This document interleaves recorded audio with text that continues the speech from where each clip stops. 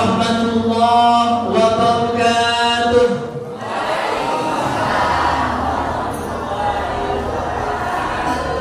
Alhamdulillahi rabbil alamin. Wa bihi nasta'inu ala umuri dunya waddin. Wassalatu wassalamu ala asrafil anbiya'i wa imamil mursalin Sayyidina wa habibina Muhammadin. Oh, sholawat. Dengar nama baginda Nabi besar Muhammad disebut harus baca Sayyidina wa maulana Muhammadin. Tak ceritakan sebentar. Ada suatu waktu baginda Nabi besar Muhammad sallallahu alaihi wasallam beliau membaca khutbah. Jadi ketika beliau membaca khutbah, kalau di tempat khutbah itu kan biasanya ada tempat tangga gitu. Ada tangga 3 biasanya. Lah, Nabi besar Muhammad sallallahu alaihi wasallam ketika naik ke anak tangga yang pertama, beliau tidak ada angin, tidak ada hujan, langsung mengucapkan amin kata beliau. Sahabat yang di belakangnya belum dengar. Lah, naik ke anak tangga yang kedua bilang amin, anak tangga yang ketiga juga bilang amin, Bapak Ibu. Heran semua yang namanya sahabat di belakang, penuh tanda tanya. Apa yang diamini baginda Nabi? Lawang nggak ada angin, nggak ada hujan, kok tiba-tiba bilang amin dengan yang apa ini? Nada yang keras. Pertanyaan sudah menumpuk di dalam hati para sahabat. Setelah Jumat selesai, ada yang berani bertanya kepada baginda Nabi. Bu, kata para sahabat, laqad sami'na kalimatan lam nasma'ha min qablu. Wahai baginda Nabi, kami sepertinya tadi ketika engkau naik ke mimbar mendengarkan kalimat yang sebelumnya tidak pernah kami dengarkan. Apa sahabat? Tadi jenengan naik ke atas mimbar sepertinya mengucapkan 3 kali lafaz amin. Apa yang sampean amini? Akhirnya kata baginda Nabi besar Muhammad sallallahu alaihi wasallam merespon jawaban para sahabat. Sahabat, ketika saya tadi naik anak tangga yang pertama, ternyata di samping kanan saya ada malaikat Jibril. Apa daunnya malaikat Jibril? Muhammad, kata malaikat Jibril, bagaimana kalau seumpama ada salah satu orang dari desa Pelayang ya, mendengar namamu disebut, kok ternyata mereka tidak bersolawat kepadamu. Bagaimana kalau kita doakan mereka semoga jauh dari yang namanya surga? Cetok. Jadi kalau ada namanya baginda Nabi besar Muhammad disebutkan, sampean enggan membaca salawat, shollu ala Nabi Muhammad, Allahumma sholli wa sallim wa barik alaihi, atau shollu alaihi. Lah, kalau sampean tidak menjawab demikian, dapat doa, dapat kiriman doa dari malaikat Jibril, sampean didoakan semoga jauh dari syurga. Bahaya, Pak. Bahaya kemudian. Masa cuma jawab selawat ini berat apa enteng? Berat apa enteng Bapak Ibu? Innalillahi wa inna ilaihi raji'un, Bu. Ini jauh-jauh Ibu dari Vietnam, Bu. Sampai di sini malah dicuekin. Gini. Jadi baca sholawat, hanya baca sholawat ancamannya luar biasa. Dan kenapa harus demikian? Membuktikan kita itu cinta kepada baginda Nabi besar Muhammad. Cinta kepada Nabi Muhammad, Bu. Cinta kepada Bu. Mana jawab? Hah?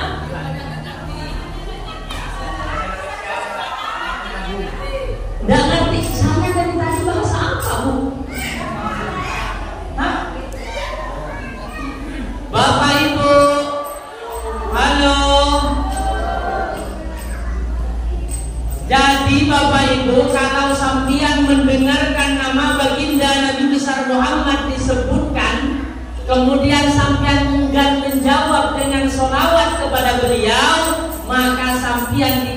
didoakan oleh malaikat Jibril, semoga sampian jauh dari syurga. Bahaya apa enggak, Bu? Makanya ketika mendengar namanya baginda Nabi disebut baca sholat. Shallu ala Nabi Muhammad. Oke, okay. Paham kan sekarang? Lanjut. Berarti besok-besok kalau ada namanya baginda Nabi besar disebut Allahumma shalli ala Muhammad sallu alaihi. Nggih? Ada juga yang jawab dengan emosi. Tidak ingat. Nggih. Bukan nopo-nopo. Memang harus dipaksa. Ngaji pun harus dipaksa, Pak. Nggih. Karena kalau tidak dipaksa, ya terlena dalam enak tidak ngaji. Begitupun ibu-ibu dan bapak-bapak. Wa bihi nasta'inu ala umurid dunya waddin, wassalatu wassalamu ala asrafil anbiya'i wa imamil mursalin, sayyidina wa habibina Muhammadin Abil Qasimil Amin wa ala alihi wa sahbihi wa man tabi'ahum bi ihsanin ila yaumiddin. Allahumma barik lana fi Rajab wa Sha'bana wa ballighna Ramadana waghfir lana dhunubana bi fadlika ya Rabbana. Allahumma barik lana fi ma razaqtana wa qina adzaban nar. Amma ba'd. Hadratal kurama, para alim, para ulama, para tokoh masyarakat, wabil khusus beliau Bapak Imam Masjid, Bapak Bilal, Bapak Khotib, tokoh masyarakat sesepuh bin sepuh yang ada di desa Pelayangan, wabil khusus perangkat desa, Bapak Kepala Desa Pelayangan yang alhamdulillah saat ini diwakili oleh beliau Sekdes. Kita doakan semoga perangkat desa kita, lebih khusus beliau yang hadir sekarang, diberikan kesehatan oleh Allah Subhanahu wa taala. Amin ya rabbal alamin. Beliau ketua BPD, beliau pegawai syara, beliau saudara seperjuangan saya Mas Ilham beserta rekan-rekan sekalian yang tidak bisa saya sebutkan namanya satu persatu. Bapak, Ibu, warga desa Pelayangan yang kami hormati dan kami muliakan. Wallahu a'lamu bi asma'ihim wa hum yukramuna indallah. Alhamdulillah, pada saat ini kita masih diberikan kesempatan. Selain diberikan kesempatan, kita juga diberikan kesehatan oleh Allah, sehingga kita masih bisa berkumpul, bisa bermuajahah, bisa bermujalasah dalam satu tempat yang tidak diragukan lagi. Tempat ini mengandung barokah. Tempat ini dicatat oleh Allah sebagai tempat yang mulia. Semoga perkumpulan kita ini tidak hanya berkumpul di dunia, namun tetap dalam keadaan baik kita dikumpulkan terus ke jannahnya. Amin amin ya rabbal alamin. Salawat beserta salam semoga tercurah keharibaan Nabi Agung Nabi besar Muhammad sallallahu alaihi wasallam, yang mana beliau telah sukses dalam ekspansi besarnya, memberitahukan kita sehingga kita bisa membedakan mana hak, mana yang batil, mana yang benar, mana yang salah, mana yang hitam, mana yang putih, mana yang boleh kita ikuti dan yang mana yang harus kita jauhi. Dengan bersalawat biqaulina Allahumma shalli ala sayyidina wa maulana Muhammad. Semoga kita diakui sebagai umatnya kelak fi yaumil la yanfa'u malun wala banuna illa man atallaha biqalbin salim. Amin amin ya rabbal alamin. Alhamdulillah, sekali lagi Bapak Ibu, kita sekarang berada di tempat yang mulia, yaitu namanya masjid. Kalau kita kita sudah niat iktikaf di dalamnya, maka jangankan kita istighfar kepada Allah, jangankan kita bersolawat kepada Allah, atau bahkan kita baca Al-Quran di dalamnya. Kok seumpamanya di antara jenengan nanti ada yang ngantuk, tertidur, sampian juga dicatat ibadah, tidurnya sampian juga dicatat ibadah oleh Allah. Amin ya Rabbal. Dan semoga itu yang kemudian menjadikan kita insan yang bahagia di dunia sampai akhirat. Amin ya Rabbal. Dalam peringatan Isra wal Mi'raj, kalau peristiwa Isra wal Mi'raj ini sebenarnya hakul yakinnya saya yakin sampean sudah tahu semua. Betul? Yang dinamakan Isra seperti apa yang dibacakan oleh saudara kita tadi. Subhanalladzi asra bi 'abdihi lailan minal masjidil haram. Peristiwa Isra wal Mi'raj. Isra itu adalah perjalanan baginda Nabi besar Muhammad dari Masjidil Haram menuju Masjidil Aqsa. Mi'raj adalah apa ini dinaikannya Nabi besar Muhammad sallallahu alaihi wasallam dari Masjidil Aqsa menuju Sidratul Muntaha. Ini tak kira sampean sudah paham semua. Sudah tahu semua Banda? Sudah ya? Makanya yang perlu kita kaji pada saat ini, apa tujuan peringatan Isra wal? Tujuan Isra wal Mi'raj kan tidak hanya satu kali ini sampai memperingatkan Isra wal Mi'raj. Setiap tahun, setiap mendekati bulan Rajab, bahkan Al-Fakir mulai tanggal 1 Rajab sampai nanti tanggal 1 Maret. Sampai Maret pun. Padahal bulan Rajab Isra wal Mi'raj ini terjadinya di bulan Rajab, Pak. Tapi undangan Mi'raj, undangan Al-Fakir untuk ngisi yang namanya Isra wal Mi'raj ini pun sampai di hari tanggal 1 Maret. Itu loh sudah masuk pertengahan Sya'ban. Nah, tujuannya apa kok sedemikian antusiasnya kita untuk melaksanakan yang namanya Isra wal Mi'raj? Sesuai dengan tema kita ternyata Bapak Ibu. Apa tujuannya? Untuk meningkatkan keimanan kita kepada Allah Subhanahu wa Ta'ala. Nah, kenapa kok harus dengan Isra wal Mi'raj? Karena dalam peristiwa Isra wal Mi'raj, imannya para sahabat, imannya orang-orang Islam benar-benar diuji Bapak Ibu. Benar-benar diuji. Bayangkan seumpamanya sampean di zaman itu, tapi karena ini mukjizat dari Allah Subhanahu wa Ta'ala, baginda Nabi besar Muhammad sallallahu alaihi wasallam ketika itu berikrar kepada orang-orang, saya tadi malam berjalan dari Masjidil Haram menuju ke Masjidil Aqsa. Kemudian setelah dari Masjidil Aqsa saya dinaikkan oleh Allah ke Sidratul Muntaha. Hanya dalam kurun waktu tidak sampai 1 menit. Tidak sampai 1. Bahkan dalam keterangan kitab itu ibaratkan sampean duduk Bapak Ibu, ibaratkan sampean duduk, saking sebentarnya peristiwa Isra yang dialami oleh baginda Nabi besar Muhammad, ibaratkan sampean duduk, kalau tempat duduk sampean itu diusap itu masih terasa panasnya. Saking sebentar. Nah, dengan waktu yang sebentar itu baginda Nabi besar Muhammad menyampaikan, saya mendapatkan perintah salat, saya mendengar dan melihat ini. Orang yang mendengar itu pada saat baginda sampaikan semua ingkar, tidak percaya, tidak Kenapa? Karena di luar nalar.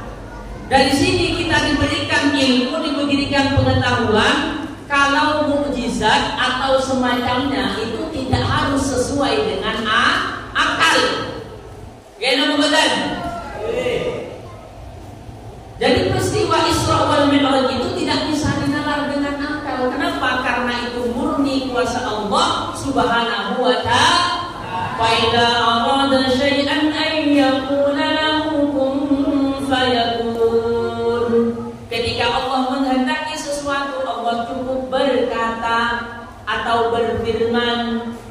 arada syai'an kun.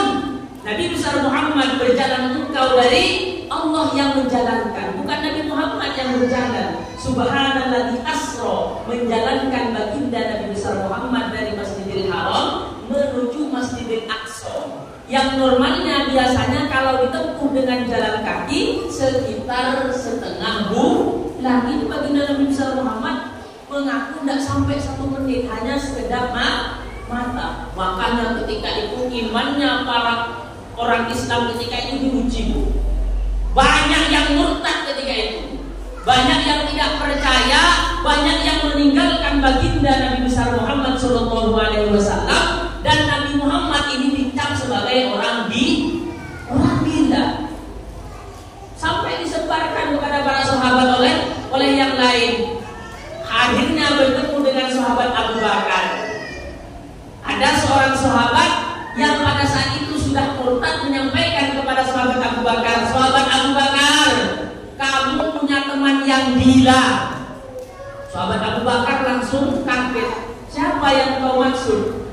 Sahabatmu yang namanya Muhammad itu sudah gila, Abu Bakar. Lah kenapa kau dianggap orang gila? Karena dia tadi mengaku dia berjalan dari Masjidil Haram ke Masjidil Aqsa, kemudian dinaikkan oleh Allah naik ke langit yang nomor 7 hanya dengan kedipan mata. Banyak yang tidak percaya Bapak Ibu.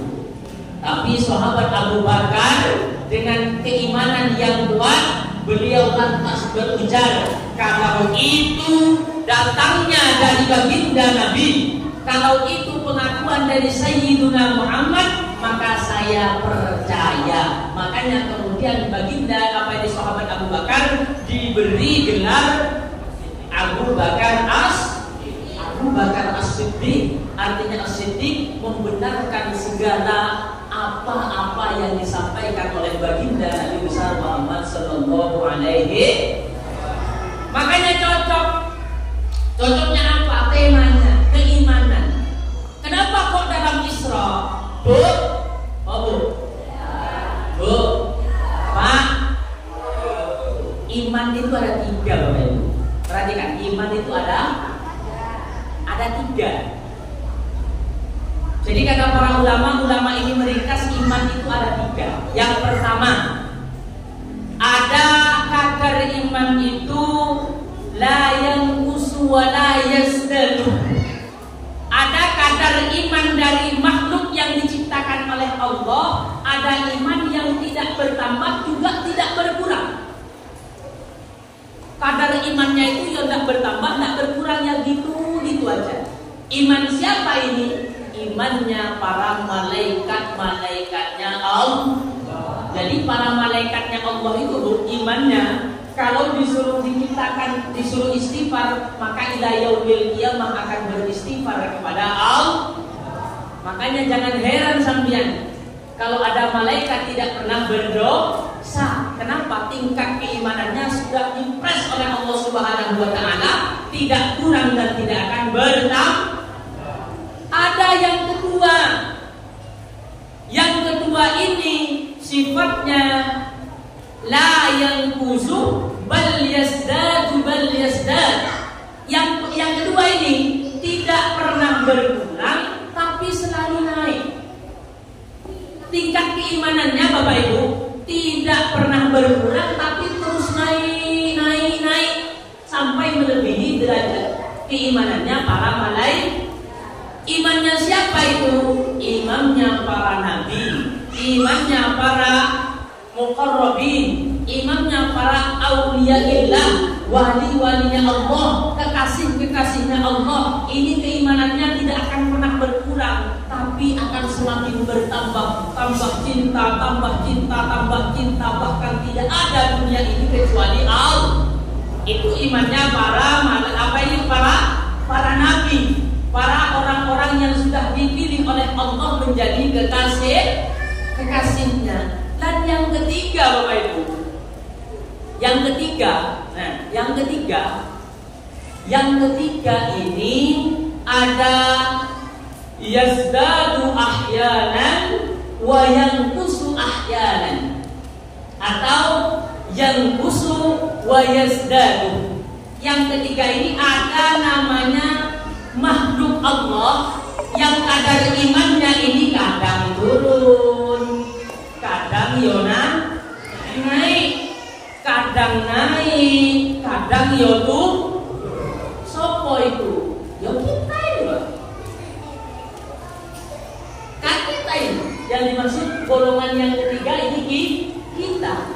Oh ya Allah, kalau sudah yang namanya sawit mahal, gitu, sawit mahal, karet mahal, dagangannya laku, laris, satu kali berangkat pagi tidak sampai tengah hari sudah pulang, uangnya banyak.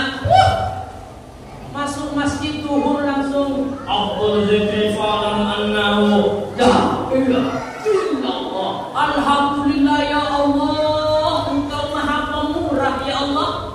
Suamiku, kata ibu-ibu, suamiku alhamdulillah dagangannya tidak sampai tengah hari sudah pulang bawa uang banyak. Gimana betul Bu? Nah pada saat itu iman itu tinggi, naik. Ya Allah, alhamdulillah. Benar betul? Ya Bu, benar. Karena bapak, karena kalau ibu ini, bapak-bapak itu istilahnya ada uang, ada sayang. Tidak ada uang, abang ditendang. Jadi, gimana betul Bu? Saat momen-momen bapak lebih momen kalau lihat raut wajahnya ibu sudah berubah.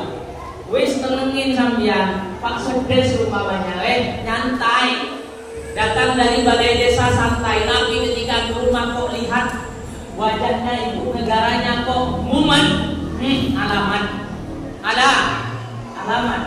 Makanya kita ini tipenya berada di golongan yang ketiga, Bapak Ibu. Apa itu? Iman kita tidak selalu tinggi, tapi kadang turun, kadang naik. Kalau sudah naik kapan? Kalau kambing apa ini? Saku kita tebal. Harga karet sudah mencapai 12.000 seumpamanya. Alhamdulillah.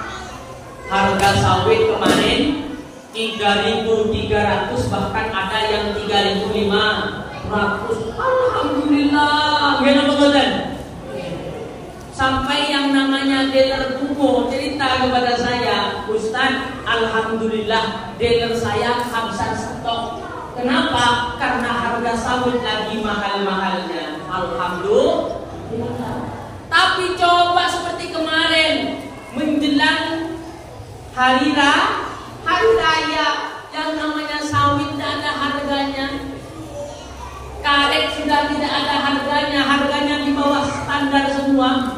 Bahkan banyak di Rimbo Puncang itu yang namanya sawit cuma dicecer di pinggir-pinggir jalan. Nesu kabeh, nesu kabeh. Ya Allah, apa ndak ingin diberikan makan hambamu ini ya Allah? Lawang sawit harganya ini tidak hanya Allah yang disalahkan, pemerintahnya juga disalahkan. Kurang ajar Jokowi ini. Tidak betul Mbak. Maka saat itu ketika ekonomi turun, kemudian iman kita kok ikut turun. Makanya bagaimana caranya iman kita ini tetap istilahnya stabil? Makanya ada momen-momen di mana momen itu dianjurkan oleh ulama agar diperingati. Salah satunya adalah momen Isra wal Mi'raj yang kita selenggarakan pada saat ini. Semoga dengan peristiwa Isra yang mengambil tema meningkatkan keimanan ini diberkahi oleh Allah, sehingga kita yang berada di sini benar-benar diberikan iman yang kuat dan tidak dimatikan oleh Allah kecuali dalam keadaan membawa Islam wal iman. Amin ya rabbal alamin. Niku kalau berbicara tentang iman, Bapak Ibu jangan bengong juga loh. Tadi ngobrol sendiri, giliran sekarang bengong, bang loh. jadi saya curiga, ini sampean serana menang ada apa ya? Nanti saya bisa curiga, apa jangan-jangan Ustaz dari mana? Kopiahnya putih, bajunya putih, pakai serban kok ganteng amat. Takut seperti itu. Oke. Hadirin wal hadirat yang dirahmati dan dimuliakan oleh Allah. Kemudian yang kedua, setelah tujuan daripada diadakannya Isra wal Mi'raj ini Bapak Ibu, tadi kita sudah membahas bahwa apa yang diperintahkan oleh baginda Nabi besar Muhammad oleh Allah kepada baginda ketika Isra wal Mi'raj. Tak kira sampean juga sudah tahu semua. Ayo, ketika Isra wal Mi'raj Nabi dapat kewajiban apa Bapak Ibu? Hah? Apa Bu? Apa? Sholat. Benar Bu? Bu? Benar? Benar apa salah? Benar ke?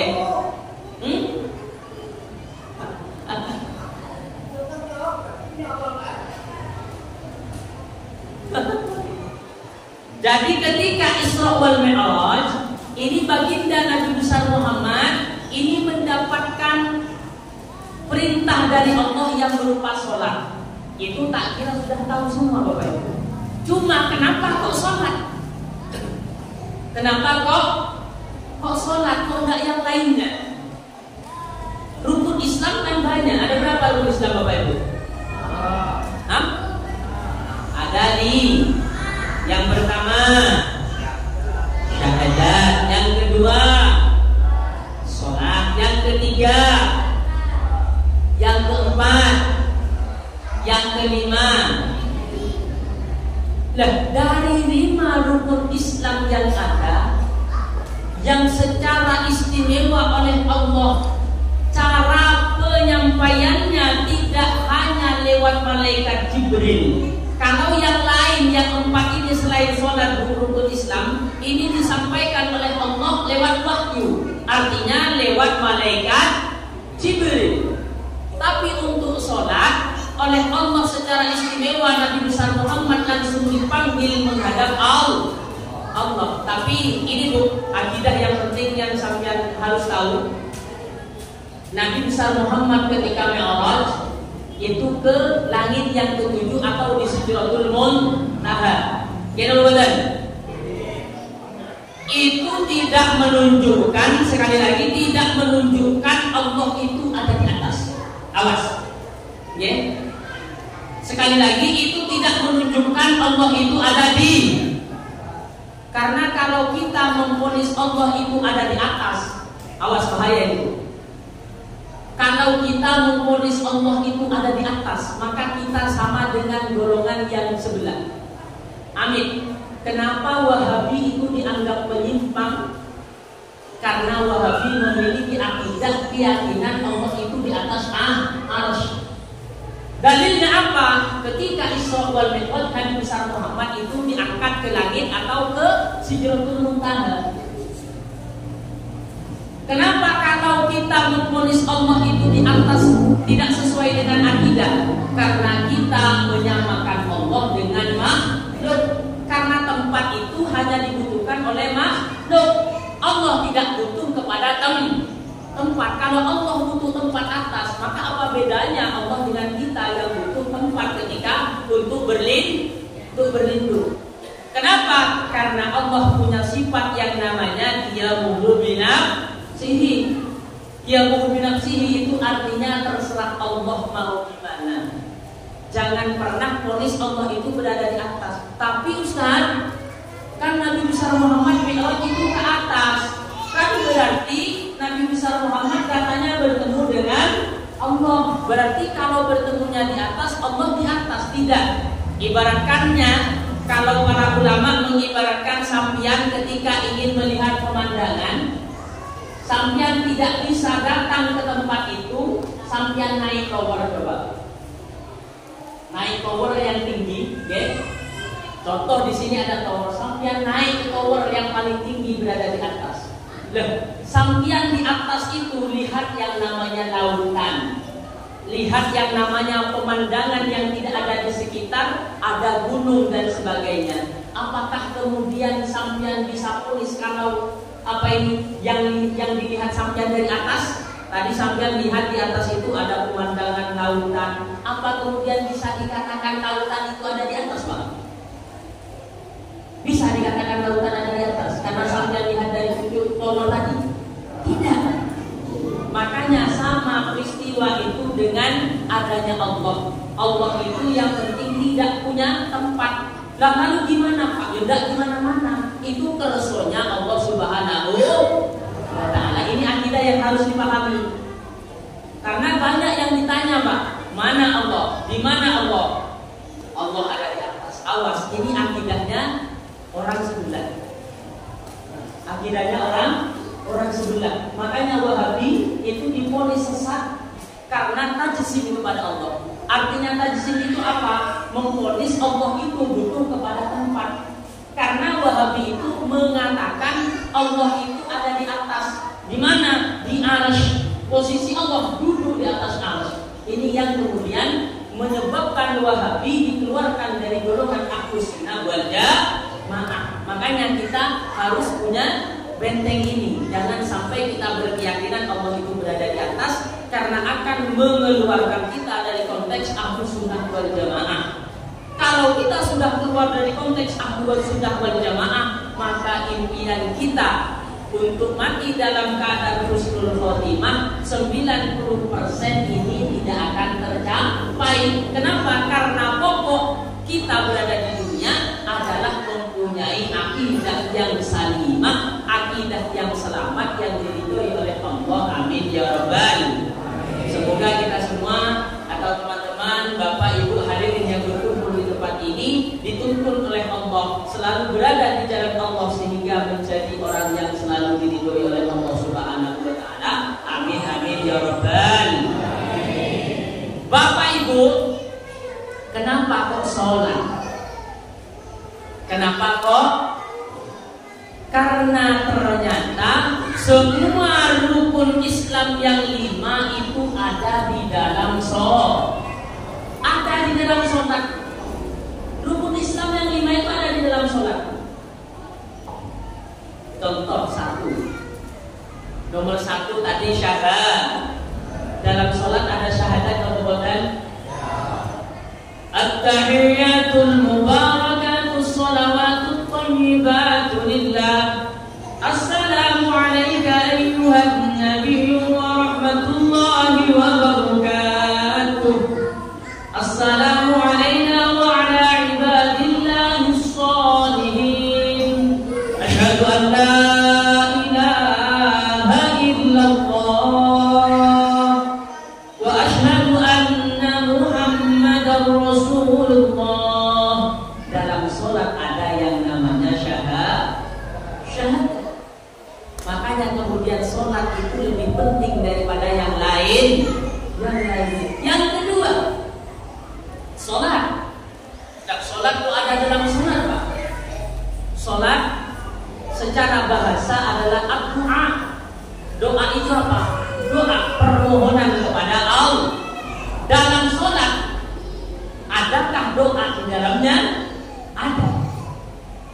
Rabbighfirli warhamni wajburni warfa'ni warzuqni wahdini wa'afini wa'fu anni. Rabbighfirli, Rabbi itu Tuhan kami. Ighfirli, jika kami mempunyai dosa kepadamu, ampuni kami. Warhamni, dan jadikanlah kami termasuk orang-orang yang Engkau kasih. Ini doa atau doa? Doa. 2, sholat di dalam sholat. Yang ketiga, apa yang ketiga, Bu? Wah. Yang ketiga, zakat apa puasa? Zakat. Mahiyaz zakat? Az-zakatu hiya tazkiyatul mal. Tazkiyah, membersihkan harta. Tazkiyah, membersihkan. Ada nggak dalam sholat ini membersihkan? Ya bukan berarti sampai membersihkan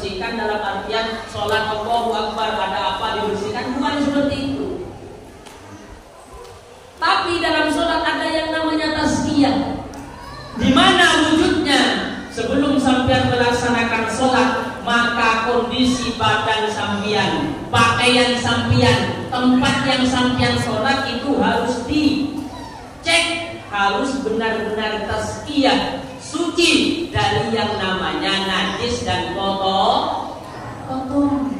Itu kemudian yang namanya zakat juga ada di dalam sholat. Yang keempat ini adalah puasa. Puasa itu apa? Puasa itu tidak makan dari terbitnya matahari sampai terbenamnya matahari. Dalam sholat adakah yang namanya puasa? Ada. Buktinya orang sholat tidak boleh bukan kok kemudian sampean sholat Allahu Akbar ambil piring prasmanan kemudian dibawa sholat. Tidak. Ini yang banyak terjadi. Sampean sebelum sholat biasanya ngemil. Iya apa enggak, Bu? Ya. Biasa sampean makan sebelum sholat sampean makan. Sampean rasa mulutnya sampean sudah ambil, lesannya sampean sudah bersih. Tapi ketika sampean Allahu Akbar, kok ada yang cuil siji ya pola. Kalau itu sampean telan dengan sengaja, maka sholatnya sampean menjadi maka itulah yang dimaksud berpuasa di dalam sholat. Tidak boleh apapun yang ada di mulut sampean kemudian sampean masukkan di dalam mulut sampean. Contohnya sebelum bapak-bapak atau bapak-bapak biasanya, bapak yang ahli hisab biasanya sebelumnya biasanya kalau ahli hisab kan ngerokok.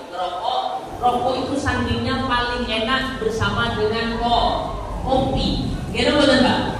Oke, saya bukan ahli hisab tapi setahuannya dengan ahli hisab. Minum kopi, mau sholat, wis sudah bersih. Tapi ketika Allahu Akbar kok terasa pahitnya kopi, maka jangan ditelan Pak. Kalau ditelan itu dapat membatalkan membatalkan sholat.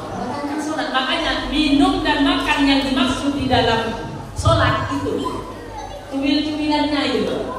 Ketika sampean mengkonsumsi apa, makanya sebelum sholat biasanya kan sudah berkumur sudah kan. Tapi yang namanya Masya Allah, godaannya orang sholat ini memang berat. Kadang yang sudah berusaha khusyuk saja Allahu Akbar, sebelumnya tidak ingat hutang Bu.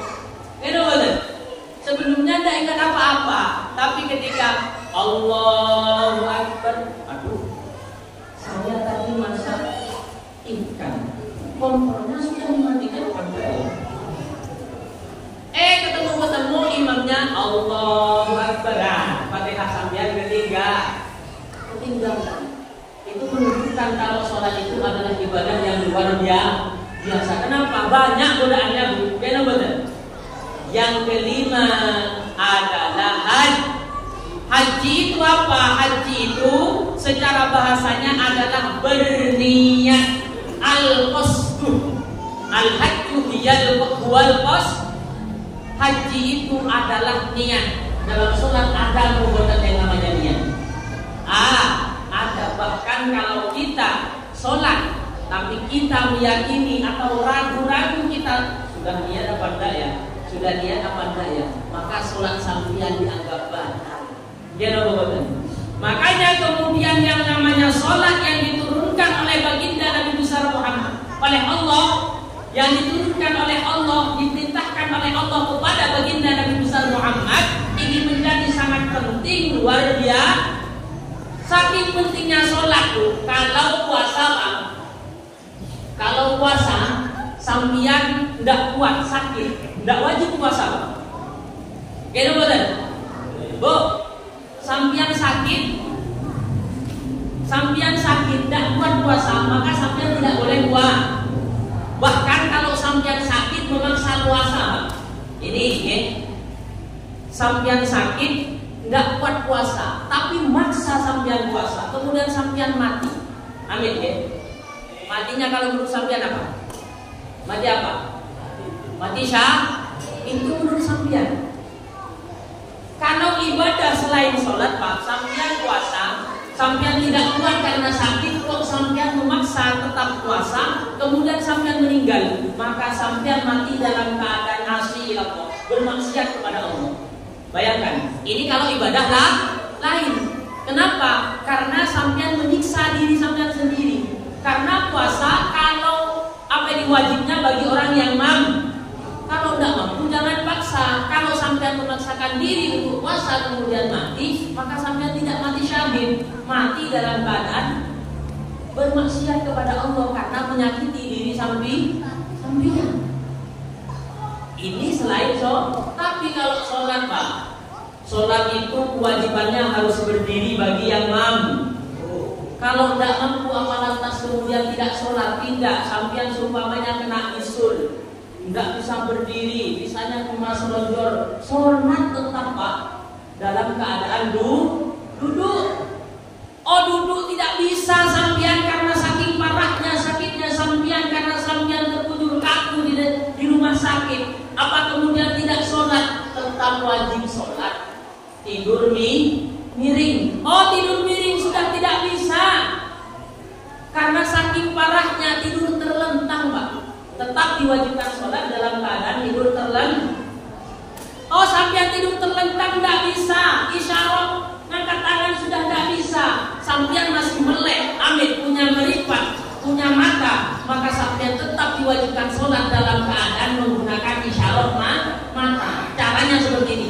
Allah, gitu. Tetap diwajibkan sholat. Nah kalau seumpamanya isyarat sudah tidak bisa, tidur terlentang sudah tidak bisa, isyarat dengan mata sudah tidak bisa, cepet-cepet dikubur dulu. Lagi. Nah kalau sudah tidak bisa isyarat berarti sudah inna lillahi wa inna ilaihi raji'un. Dalam artian sholat itu tetap wajib kita lakukan semasih ruh ada di dalam badan. Semoga kita ditakdirkan menjadi orang yang selalu melaksanakan sholat hingga akhir hayat kita. Amin ya rabbal alamin. Saya ini sebenarnya dari Madura Bu. Tahu Madura Bu? Nggak pasti. Hendak Bu. Ada segini sekolah dengan ini. Lucu kan? Serem. Bu.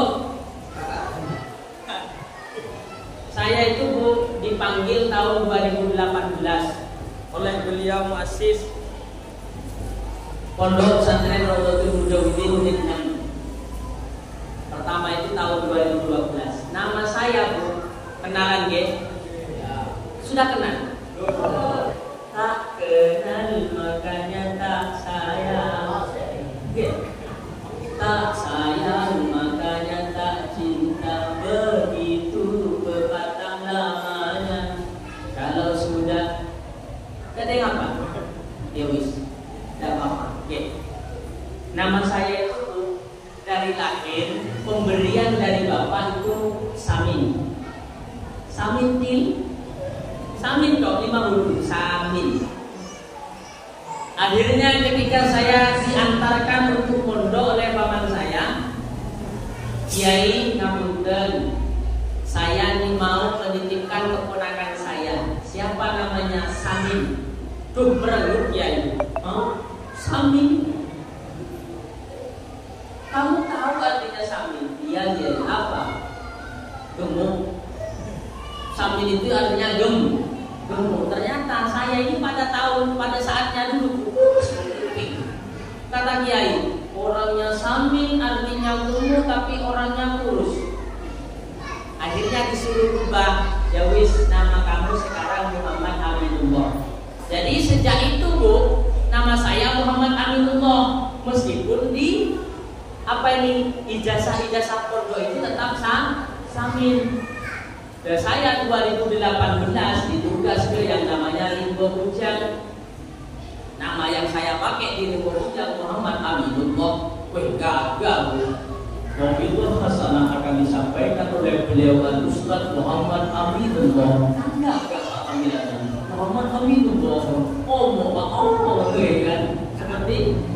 Nah ternyata tahun 2020 ikut seleksi, diutus dari pondok mengikuti standarisasi dai Majelis Ulama Indonesia Pusat.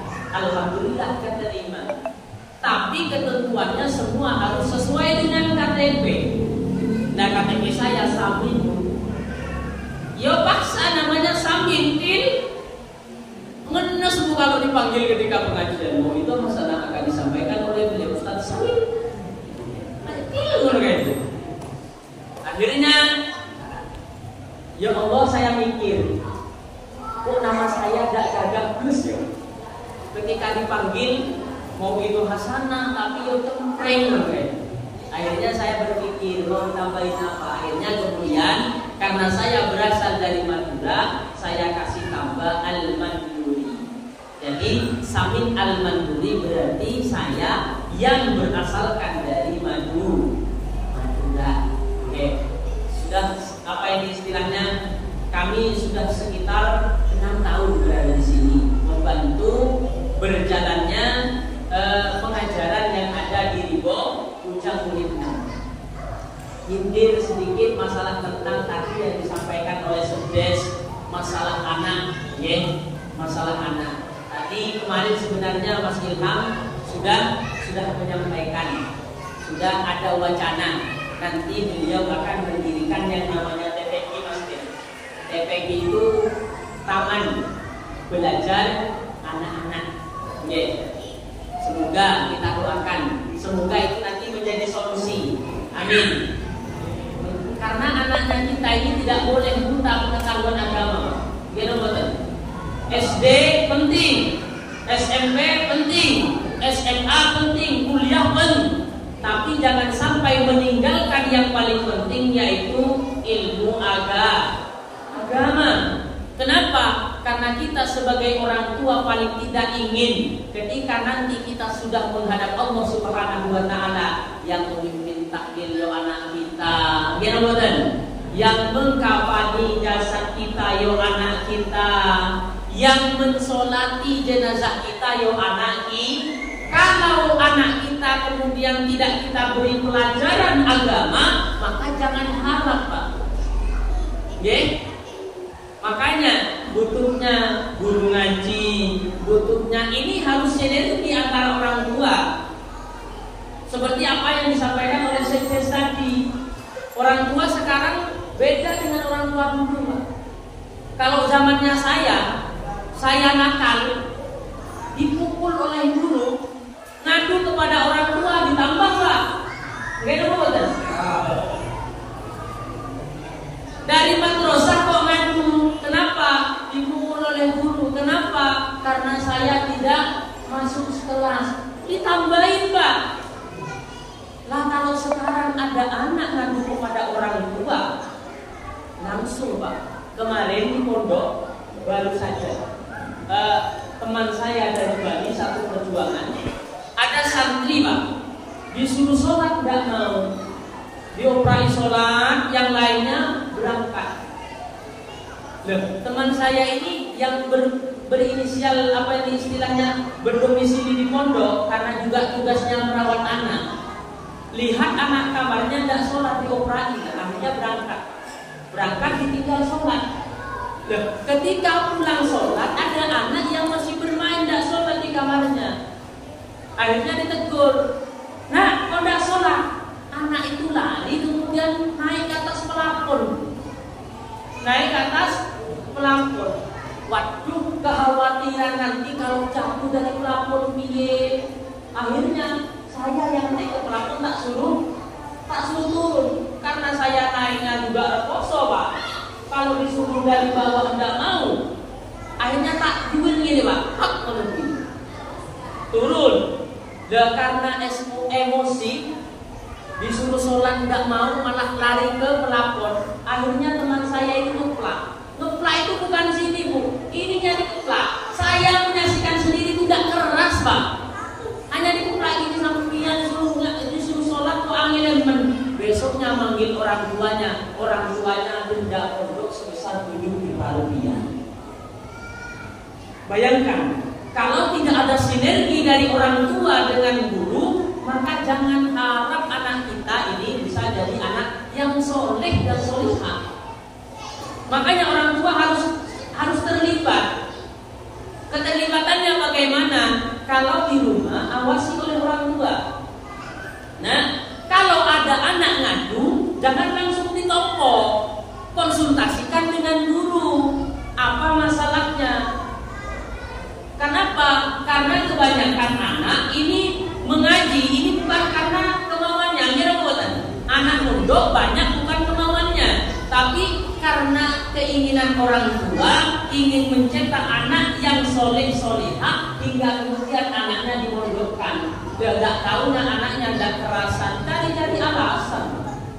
Bagaimana caranya dikeluarkan hingga masalah seperti itu kemudian dijadikan masalah. Makanya kita sebagai orang tua harus bijak. Jangan hanya dengar, saya dicubit oleh guru ngaji. Walah, guru ngaji macam apa itu kok nyubitan? Gak tahu apa, bikin anak itu susah. Wes kalau sampai dicubit di tempat ngajinya Nurul Ihsan, masih Nurul Ihsan sampai pindah wae sebelah, yang wes rancau. Makanya sinerginya orang tua kalau dengar anak ngadu seperti itu, sampean kasih arahan. Ya sampean ngomong to dek kok dicubit. Ya enggak tahu. Saya moro-moro dicubit. Secara logika coba sampean. Secara logika saja coba, ada enggak guru yang anaknya tidak salah, anaknya manut suruh ngaji, disuruh baca-baca, kemudian dicubit, ada enggak? Dicubit atau dihukum karena memang salah. Makanya kalau apa yang ngomong sama wali santri, kalau seumpamanya ada anaknya sampean ditakzir tanpa melakukan kesalahan, sampean dari rumah bawa rantai, Bu, saya dibergol. Kenapa? Berarti saya gila. Kan kalau tidak gila apa? Anaknya tidak salah moro-moro ditakzir. Makanya kita sebagai orang tua harus jeli dalam masalah ini. Jangan semua apa yang disampaikan anak ini sampean terima mentah-mentah. Jadi kalau semua udah asik di mengaji di situ, saya mau pindah, sampean keluar karena sampean di sana sudah dapat sekian, sampean sudah agak mahir. Kalau sampean di sebelah kan metodenya tidak sama. Nanti sampean ulang dari awal. Yang seharusnya di sini sampean sudah hafal, nanti di sini masih separuh. Nah, harusnya seperti itu. Harusnya seperti itu, saling menguat. Tujuannya apa, Bu? Tujuannya satu, agar anak kita mengenyam ilmu pendidik. Dan semoga dengan wasilah itu mereka bisa menjadi jariah kita. Amin ya rabbal. Kalau sekarang ini luar biasa, Pak, di luar, Pak. Di luar ini sudah luar biasa. Ya Allah, yang namanya pergaulan sudah bebasnya luar biasa. Makanya kalau sekarang itu punya anak sudah di atas SD, gampangnya atau apa ini istilahnya baiknya ditaruh di pondok. Ditaruh di pondok. Untuk apa? Untuk mengenyam pendidikan agama agar ketika keluar anaknya sampean ini punya tameng. Punya tameng. Saya seperti ini bukan kok kemudian promosi Bapak Ibu. Karena memang dipungkiri atau tidak. Tapi itu tadi sampean harus ikut andil. Kalau wali santri di sana itu lucu. Anaknya di pondok dilarang bawa HP. Tidak boleh mengoperasikan HP. Itu kami upaya 1 bulan, Bu. Ternyata 1 bulan itu ketika orang tuanya datang dulu, anaknya dikasih HP. Nah, lewat pertemuan itulah yang kadang banyak mudarat. Anaknya ketemuan, anaknya di chattingan dengan cowoknya. Makanya kita sebagai orang tua, HP meskipun seperti ini jangan dianggap remeh. Ya kalau dulu, Pak. Kalau dulu HP masih tulalin, Pak, ingat, Pak? HP masih tulalin. Nggak tahu ketika tahun 2006 itu saya masih ingat HP itu masih kodok. Itu pun nada deringnya surga, Bu. Nada deringnya ketika dipakai apa ini ditelepon seumpamanya bukan Bukan yang seperti sekarang di telepon ada deringnya Maulidu Ahmad Tohal Hadi Sidum min Nurir Rahman Annar Rahman Walaihi Kami ayatil Quran. Nada deringnya HP pada masa itu masih surga. Kenapa? Di telepon menceritakan bagaimana peristiwa lahirnya baginda Nabi besar Muhammad. Tahun 2010 lain lagi, Bu. Nada deringnya lain lagi. Apa nada deringnya ketika ditelepon? Satu cinta, dan satu cinta berulang kali.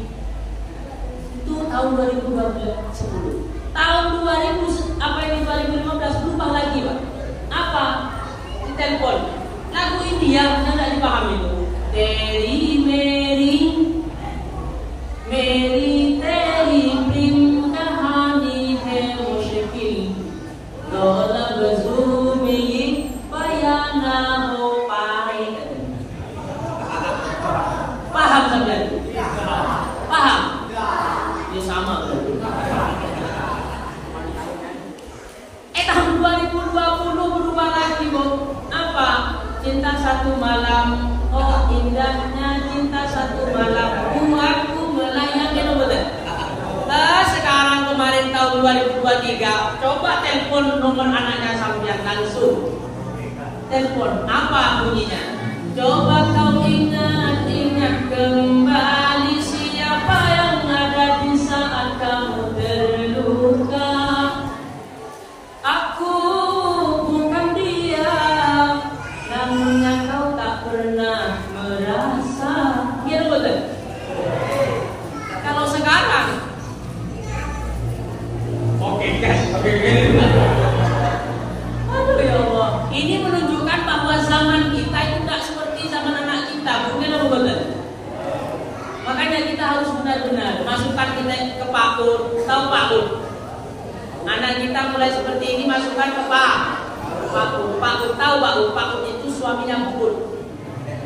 PAUD, Bu, PAUD, PAUD anak seperti ini. Senang kalau PAUD itu sudah diajari nyanyi. Kalau nyanyi itu enak. Nyanyi, anak-anak seperti ini dikasih satu-satu. Apa kalau anak? Satu-satu. Punya sampean satu-satu. Aku sayang kamu. Apa? Aku cinta ibu. Didoktrin dari cinta ibu lebih dari bapak. Satu-satu aku cinta ibu. Dua-dua aku sayang ayah. Tiga-tiga sayang adik kakak. Satu, dua, tiga sayang semuanya. Sebenarnya doktrinnya itu satu-satu aku cinta Allah. Dua-dua cinta Rasulullah.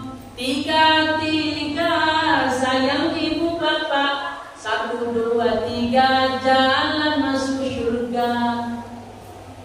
Ini dokternya satu-satu sayang ibu. Ya wis tidak pernah sholat. Kenapa? Karena Allahnya tidak pernah disinggung. Makanya mulai sekarang berubah, nggih. Satu-satu aku cinta Allah. Dua-dua cinta Rasulullah. Tiga-tiga sayang ibu bapak. Satu, dua, tiga jalan masuk surga, ya. Gitu. Tapi kalau kecil masih manut, Bu. Tapi kalau yang sudah rada besar dirubah biasanya. Satu-satu ayat tutup pintu. Kenapa ketawa, Nak? Dua-dua ayat padamkan lampu. Apa, Nak? Tiga-tiga satu, dua, tiga punya adik baru katanya. Enggak, bukan itu yang dihafalkan yang depan tadi itu loh. Satu-satu aku sayang Allah. Makanya anak kita, kalau lagu itu cepat, Bu. Makanya saya tahu cinta Allah, cinta Rasul itu ya dari PAUD itu tadi. Dulu sampai sekarang masih Masih ingat apa? Kalau lewat lagu ingatnya mudah. Kalau lewat lagu ingatnya mudah. Contoh saja cerita baginda Nabi besar Muhammad. Kalau sampean dengarkan Bapak Ibu, saya cerita semua. Bapak Ibu, Nabi Muhammad itu punya ayah namanya Abdullah. Abdullah itu punya ayah namanya Abdul Muthalib. Abdul Muthalib ini punya ayah yang namanya ini ngantuk ya. Ya betul. Tapi kalau dilakukan Abdullah nama Abdul Muthalib, Abu Thalib, Abu Thalib, Khadijah, Fatimah. Anak sampai hafal.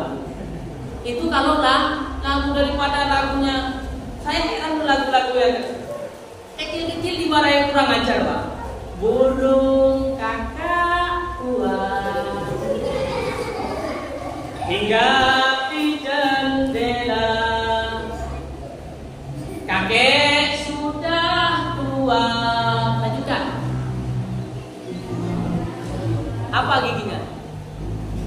Kan kecil-kecil diwarai kurang ajar. Gimana dia kasih lagu yang berbobot? Karena itu akan menjadi saringannya.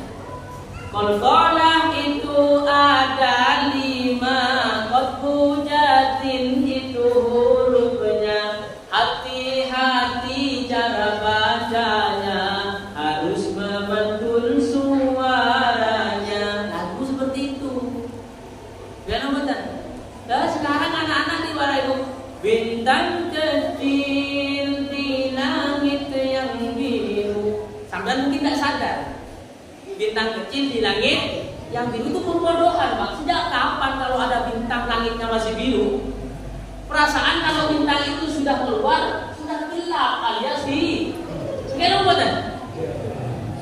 Makanya sampean ini sekarang ya harus gitu. Bintang kecil di langit yang biru amat banyak. Tidak sadar sampean di entah siapa yang buat lagu itu. Kenapa lagu? Awas kencingan kamu. Jadi satu kali lagi untuk pendidikan dengan tujuan agar anak-anak kita, tapi kalau tidak apa-apa, meskipun kotor tidak apa-apa, agar mereka cinta kepada masjid. Karena kalau apa yang istilahnya anak itu harus dibiasakan. Kalau sekarang kecil-kecil masjid di Seneni, saya yakin dia tidak akan trauma ke masjid karena di sini. Makanya kalau dulu, Bu, kalau dulu para ulama itu buat lapangan bola itu samping-samping masjid. Kenapa? Mereka agar dekat dengan masjid. Sekarang mau diusir jangan. Ini generasinya sambian. Kalau mereka ini tidak diberikan kenyamanan mulai sekarang, tidak ada yang jamin tahun 2020 2030 ada yang mau hadir ke pengajian seperti ini. Kenapa? Karena selalu sampean sendiri. Karena di masjid kotor-kotor semuanya. Tidak apa itu. Meskipun ya dengan perlahan kita harus di. Jadi kesimpulannya Pak, ini sudah lama. Ya saya paham sampean juga sudah lelah. Makanya Bapak Ibu yang kita bisa ambil satu peristiwa Isra wal Mi'raj ini kita peringati setiap tahun. Tujuannya adalah satu, agar iman kita ini tetap terkon. Karena kita bukan orang yang sama dengan malaikat yang punya titel imannya tidak kurang, tidak tambah tetap gitu.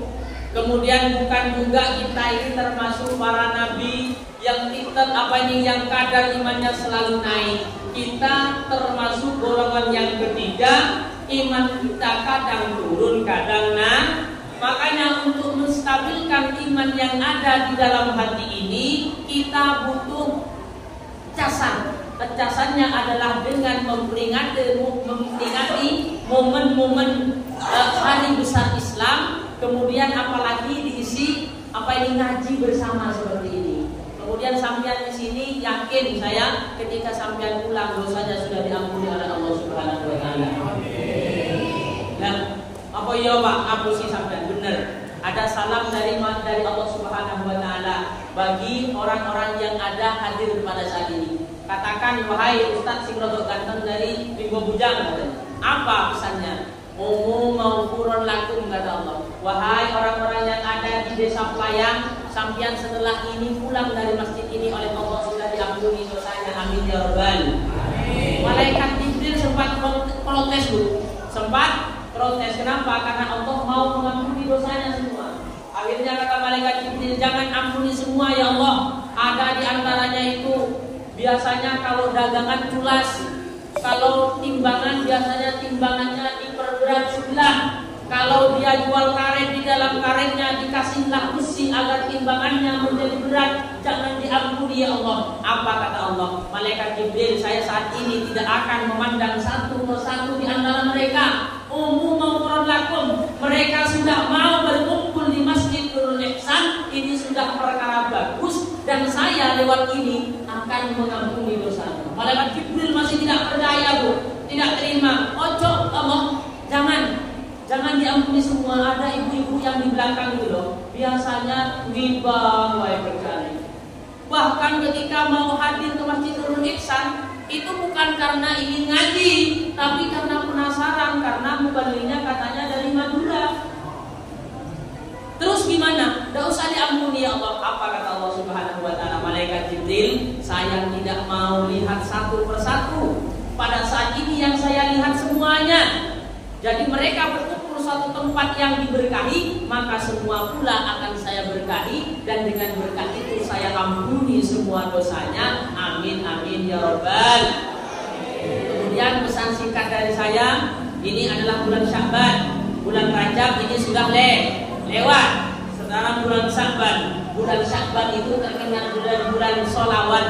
Kenapa bulan sholawat? Karena baginda Nabi besar Muhammad sallallahu alaihi wasallam menerima ayat diwajibkannya semua untuk bersolawat kepada baginda itu tepat di bulan Sya'ban. Makanya bulan ini adalah momen untuk menunjukkan sampian cinta atau tidak kepada baginda Nabi besar Muhammad sallallahu alaihi di sini. Jadi kalau cinta tidak dibuktikan itu bohong. Kenapa? Sampian bilang cinta kepada Nabi besar Muhammad tapi tidak mau solawat, bohong. Kenapa? Karena kata para ulama, man ahabba syai'an kasyura dzikruhu. Orang kalau sudah cinta, senang kepada sesuatu, maka akan sering disebut. Kenapa? Kayak bapak sama ibu dulu masih baru-barunya. Mas, kenapa? Iya. Jangankan melek, tidur pun masuk dalam mimpi. Kenapa? Saking seringnya dipikirkan, saking seringnya disebut, karena sudah menjadi dambaan hati. Makanya kalau sampean mengatakan cinta kepada baginda Nabi besar Muhammad tapi tidak mau bersolawat, maka ini dipertanyakan cintanya sampian. Kemudian setelah bulan Sya'ban ini ada bulan Ramadan. Terakhir bulan Ramadan, Pak. Tadi Nabi besar Muhammad itu doa yang pertama kalau orang yang orang yang mendengar nama Nabi besar Muhammad disebut kok tidak bersolawat, maka dijauhkan dari surga. Yang terakhir, yang kedua, kata Nabi, barang siapa yang menututi orang tuanya, sampian menututi orang tuanya, tapi kok tidak birrul walidain, tidak baik kepada orang tuanya, tidak merumat kepada orang tuanya, maka oleh malaikat Jibril didoakan semoga dijauhkan dari syurga. Makanya sampean yang masih mempunyai orang tua di rumah, agar nanti anaknya sampean melakukan hal yang sama kepada sambi. Yang terakhir, yang ketiga ini apa? Yang ketiga ini kata baginda Nabi, di saat saya naik ke anak tangga yang ketiga, malaikat Jibril masih berada di samping saya. Yang dikatakan malaikat Jibril, wahai Muhammad, kalau seumpama ada orang, termasuk orang dari pelayangan, yang menutupi bulan Ramadan, tapi setelah bulan Ramadan dilihat dosanya masih tetap alias tidak berkurang, maka apa yang dikatakan oleh malaikat Jibril? Kita doakan semoga dijauhkan dari syur. Makanya sampai nanti di bulan puasa jangan hanya sekedar puasa. Puasa itu bukan hanya nahan lapar, nggak makan dari terbitnya matahari, terbitnya matahari sampai terbenamnya matahari, Bu. Puasa itu ada yang puasa luwatan, ada yang puasa syar'an. Artinya bagaimana? Secara simbolis puasa itu memang tidak makan dari terbitnya matahari sampai terbenamnya matahari. Tapi yang namanya puasa itu adalah al-man'u, nyeker. Nyeker itu apa? Membelenggu hawa nafsu kita untuk melakukan hal-hal yang tidak diridhoi oleh Allah.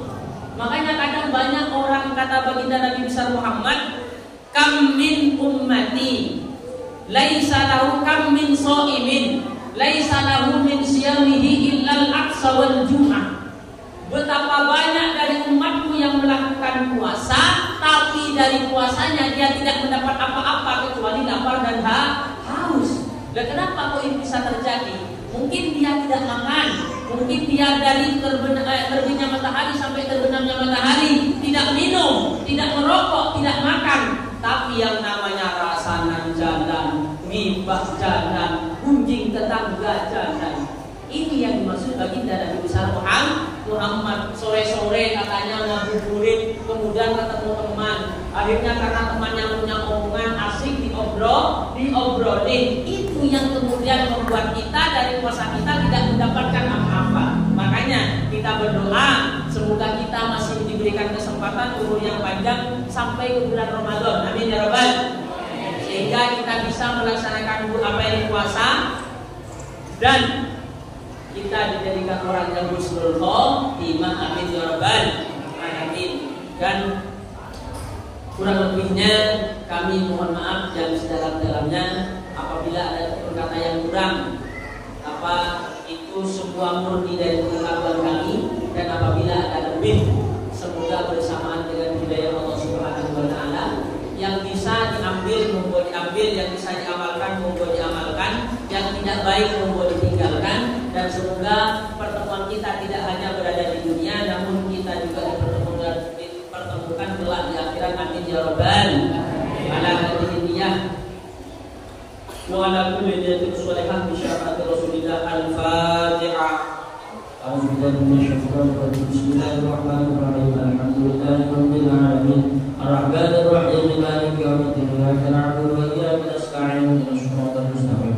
Shiratal ladzina an'amta 'alaihim ghairil maghdubi 'alaihim waladdallin. Sekian. Assalamualaikum warahmatullahi wabarakatuh.